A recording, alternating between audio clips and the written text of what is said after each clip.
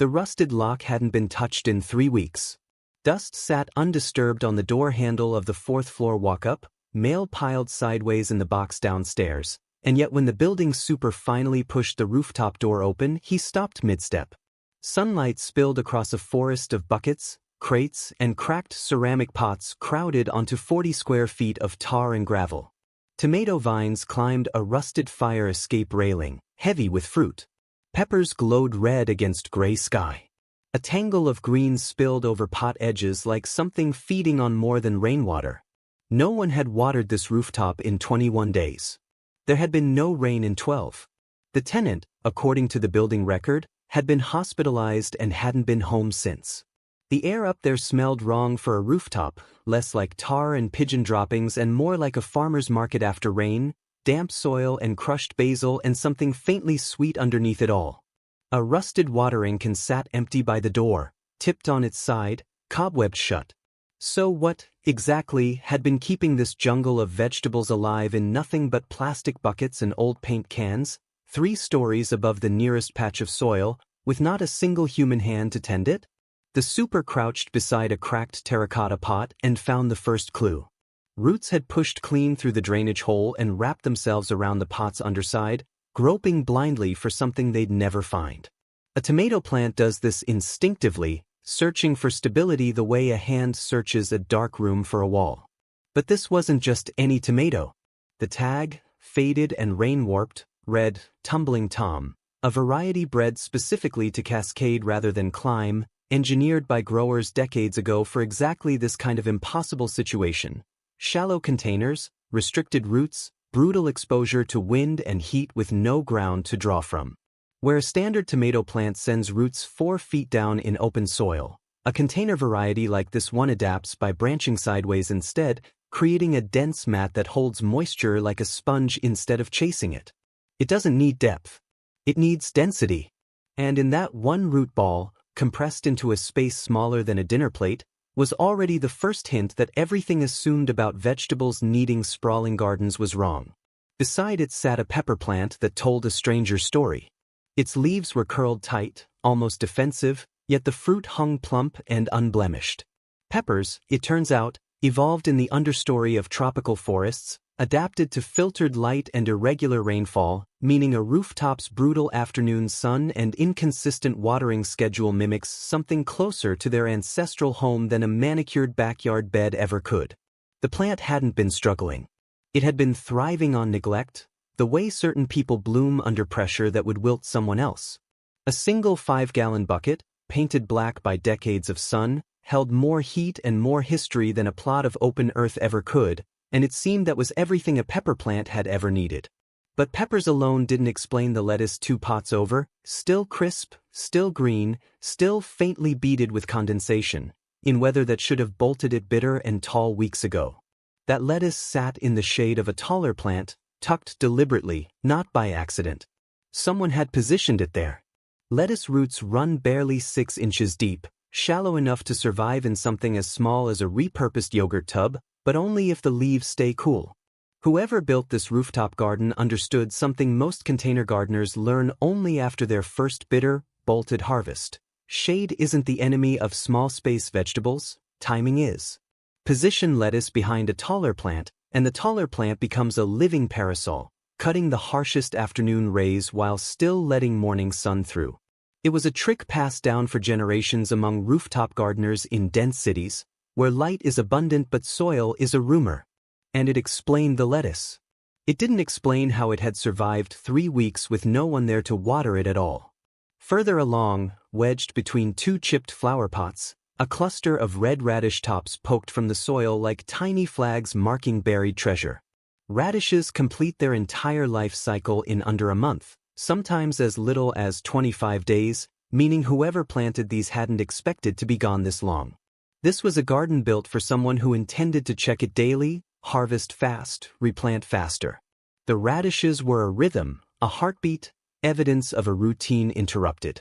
Somewhere in that interruption was the real story, but the pots themselves kept offering pieces before the picture fully assembled. A trough of spinach sat wedged against the rooftop's northern wall, in the coolest, dimmest corner available. Spinach, unlike its sun-hungry neighbors, actually prefers less light and cooler soil, bolting to seed the moment temperatures climb, which meant its placement wasn't careless. It was calculated. The gardener had mapped this entire rooftop like a chessboard, understanding exactly which plant needed exile to the shadows and which needed to bake. Nearby, a row of bush beans climbed nothing at all, their compact, self-supporting stalks standing upright without stakes or trellises, bred specifically for gardeners with no vertical space and no patience for elaborate structures. Everything up here had been chosen, not by luck, but by someone who'd clearly done this before, in a place with even less room than this. Then came the cucumbers, and with them, the first real contradiction. Cucumbers are famous for sprawling vines that colonize entire garden beds, yet here they sat contained, tidy, climbing a narrow trellis made from an old bed frame leaned against the parapet wall. A bush variety, the tag red, bred for compact growth, its vines rarely stretching past 2 feet. Vertical space, the super began to realize, wasn't a limitation up here. It was the entire design principle. Every plant that needed room to sprawl had been swapped for a variety engineered to grow up instead of out, turning 40 square feet of rooftop into something closer to a 3-dimensional farm than a flat garden bed. An eggplant stood nearby, its deep purple fruit almost glowing against the gray industrial backdrop, planted in what had clearly once been a 5-gallon drywall compound bucket, holes drilled crudely into the bottom. Eggplants demand heat, deep warmth that radiates up through the container walls the way it would through sun-baked earth, and a dark plastic bucket on a black tar rooftop does something no raised garden bed in a shaded backyard ever could. It becomes a heat battery, absorbing sunlight all day and releasing it slowly through the night. What looked like poverty of materials was actually an accidental greenhouse effect, turning trash into precisely the right tool. The kale had gone slightly wild, its leaves enormous, almost prehistoric, spilling from a rectangular planter clearly repurposed from a window box.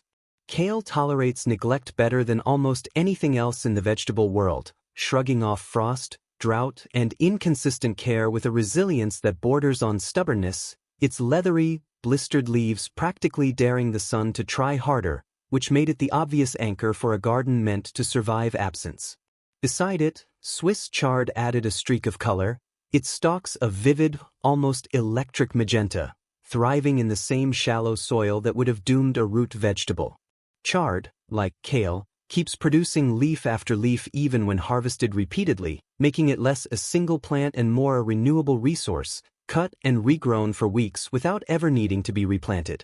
Scallions stood in a coffee can near the door, their green shoots regenerating from stubs that had clearly been snipped and left to regrow more than once.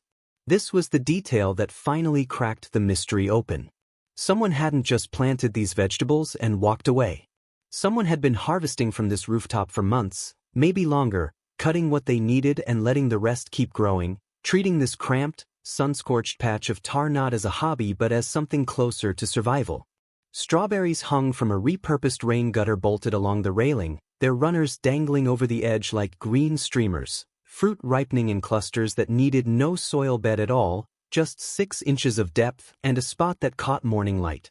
A row of stubby, round-rooted carrots sat in a container barely a foot deep, a variety bred specifically for shallow soil, proof that even root vegetables, assumed to need depth above all else, could be coaxed into thriving in almost nothing.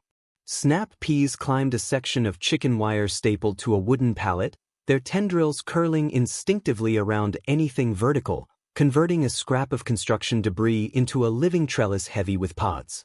And finally, tucked in the corner nearest the door, a cluster of grow bags held potatoes, their foliage yellowing at the edges in a way that signaled, unmistakably, that tubers were ready beneath the surface, hidden treasure grown in fabric sacks that could be tipped over and harvested without a single shovel. 15 vegetables. 15 different survival strategies, stacked into 40 square feet of rooftop, each one chosen not randomly but with an understanding of light, depth, heat, and time that read less like gardening and more like engineering. The super stood there, surrounded by proof that soil itself had never been the requirement people assumed it was.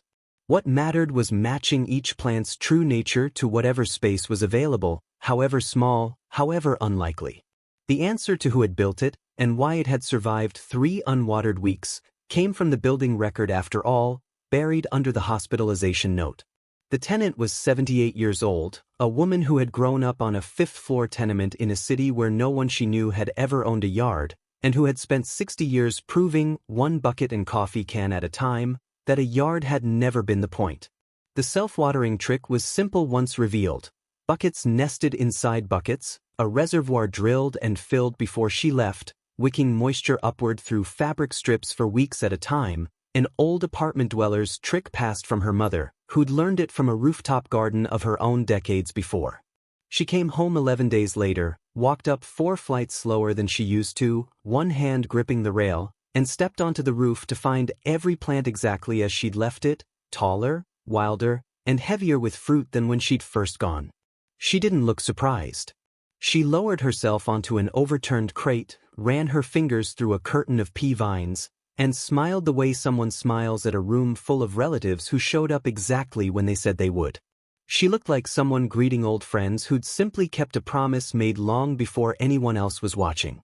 The super never did learn her name that afternoon, only watched from the doorway as she reached into a bucket, pulled a single ripe tomato free, and ate it standing right there, juice running over her knuckles, 60 years of practice compressed into one unhurried bite. What had looked, 3 weeks earlier, like an abandoned rooftop full of impossible plants was never really a mystery at all, not once you understood what she understood, that a yard was never soil and fences and square footage, that it had always been attention, patience, and the willingness to trust something small enough to fit in a bucket. The mystery had never really been about the vegetables at all. It had been about a woman who'd spent her whole life turning nothing into enough, one small green miracle at a time, and a rooftop that had simply been waiting, all along, for someone to prove what could grow there.